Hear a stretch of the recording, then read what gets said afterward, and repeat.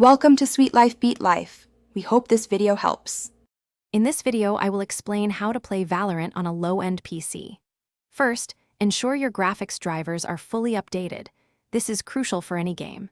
Next, close all background applications like web browsers or streaming services to free up valuable RAM and CPU cycles. Finally, dive into Valorant's video settings and set everything to its absolute lowest. These initial steps will provide a solid foundation for smoother gameplay. Now, let's fine-tune your in-game experience. Always play in full-screen mode, as it dedicates more resources to the game. Consider lowering your resolution to 720 pixels or even 900 pixels for a significant frame rate boost.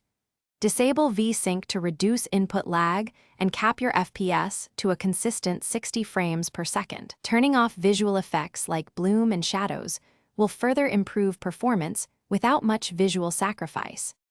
Beyond in-game settings, system-level adjustments can make a big difference. Activate Windows Game Mode. It helps prioritize Valorant's access to your computer's resources. Change your power plan to high performance to ensure your CPU runs at its maximum clock speed. Also, regularly clear out temporary files using disk cleanup and optimize your hard drives, especially if you are using an older HDD to maintain efficiency. For an even better experience, consider upgrading your RAM to at least 8 GB. This is a common bottleneck for low-end systems. Proper cooling is also vital. Ensure your PC isn't overheating, which can cause performance drops. If all else fails, a fresh reinstallation of Valorant can sometimes resolve persistent issues. By following these steps, you can significantly improve your Valorant experience on a low-end PC. Thanks for watching.